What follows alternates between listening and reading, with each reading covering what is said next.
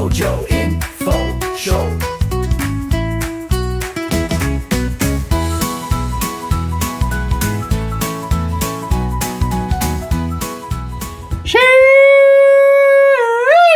And howdy, y'all! Welcome to the inaugural episode of the Pojo Info Show. I'm your host, Pope Joseph, or Mighty Pope Joseph if you're nasty. On today's show, we're going to be yapping about the newest Lupin III movie, The Immortal Bloodline, and let me tell you, folks, it is not going to be a positive experience. Regardless, I'm glad to see you. I'm glad to have you. So let's get this show on the road. Before we begin, I'd like to take a moment to thank today's sponsor, Era's Edge. Era's Edge, a revolutionary new card game from creator Josh Gibson. Fight with gorgeous, unique champions. Synergize your strategy between sharp and round attack cards, and implement your champion's abilities for a thrilling 2-on-2 combat card game that will make you feel mighty. Era's Edge. Build, battle, defeat, repeat. Available now on thegamecrafter.com. And as a special bonus to all of our first-time listeners, and hopefully long-time listeners, as this is our very first show, to anybody who leaves comments, Spotify, YouTube, Facebook, wherever you may find it, whoever leaves comments and leaves one that just happens to tickle my fancy, you'll be receiving a free copy of Era's Edge. This is a game you don't want to miss out on at the low price of free. You really don't want to miss it. Finally, it's my desire to feature a 20-second guest thought on each show, and our very first guest thought comes from an old friend of mine, Jesse from Dallas. Jesse, let's hear what you have to share. Hi everybody, my name is Jessica. I'm located in Texas. One thing I think I would want the world to know is, we all know that great adage to treat other people how we would want to be treated. But I kind of encourage people to look at it a little bit differently and try to treat others how they would want to be treated. Thoughtful, kind, and considerate, just like the woman herself. All right, folks, there are going to be two kinds of shows on this program, solo shows and bro shows. For the solo shows, I'm going to cap my yap at 4 minutes and 20 seconds. Yeah, no, LOL, right? Double the guests is double the trouble, so when I have a guest on, we'll have a dialogue for 8 minutes and 40 seconds. Because you got to give the people what they like. It'll be a great opportunity to bounce back and forth off of my guest and really give the listeners at home, hopefully, a little bit more of what they came to hear. On that note, let's start the timer and get to our very first program. So anybody who knows me knows that my favorite anime of all time is Lupin III. And loving Lupin III is a little bit tricky because it's not like most anime. It's been around for decades, longer than I've been alive, to be certain. And they have parts instead of seasons.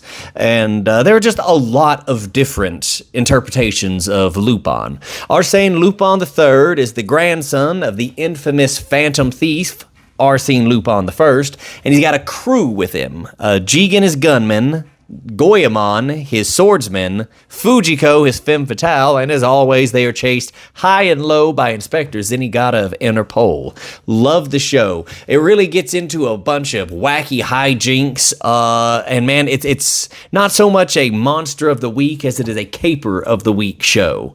And I've told Viviana this before, that what I love about it is that it's a formula that I can come back to over and over. It just makes me happy. In a world where there's so much changing, so much uncertain, having a show that's kind of your comfort food is really a blessing. So, when I hear there's a new Lupin III movie coming out, I am thrilled, stoked, overjoyed. There's this branch of Lupin movies. I forget exactly who the director is, but it's much more gritty, much more grounded. It's a little bit more of a serious take on the show. And two of the movies that I saw were stellar. Let me see. It's Jigen's Gravestone and it's Goemon's Blood Spray. Spectacular movies. Now, they're not exactly what I would call typical Lupin fare, but if you get a chance to see them individually on their own, they're entertaining, they're engaging, and it's a really good time. All of these movies are supposed to coalesce into this one. You know, every individual member of the Lupin crew has had an opportunity to shine in their own individual movies. A bunch of assassins are sent after them. Some major power in the world is coming after them. So now they all finally come to this island to confront the threat. And what do they get? They get some weird green man in a friggin' diaper. Okay, all right, spoilers, but, you know, you don't want to see this movie. Trust me, guys, trust me, you don't want to see this movie. So they get through, like, the Bermuda Triangle, the Lupin cruise in a helicopters, and he got us in a jet. I mean, a fixed-wing aircraft for this? Whatever. Hey, it's fantasy. Suspend your disbelief. Get ready to suspend it a whole lot more.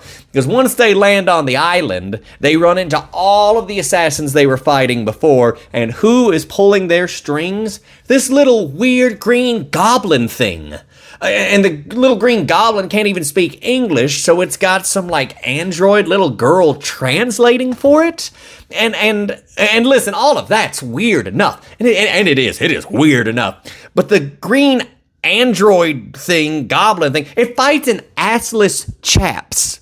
First off, it's got a hairline that recedes more than our oceans after global warming, and it fights in assless chaps, and that would be bad enough, except every scene seems tailored to, like, showing you this thing's ass. It puts you at ass level for every confrontation with the people that it has. Why? Who wanted this? Who asked for this? You know, I love anime, and man, it's fun to indulge in the weirdness, but God, there's a limit, right? And I think ashless chaps from a Green Goblin man is it. Oh, and guess what? He's not even the biggest guy. He was a monkey that was mutated by some magic juice to be controlled by the real puppet master, who is, that's right, you guessed it, another goblin lady. Looks exactly the same. That's not Lupin. I came here for a caper, not for green cheeks getting clapped right in front of my face. And folks, that's our time for today's first Pojo Info Show. I really wanted to talk about something like Star Wars or potatoes or slutty anime girls, but this is what's gonna have to be, folks. This is what's gonna have to be.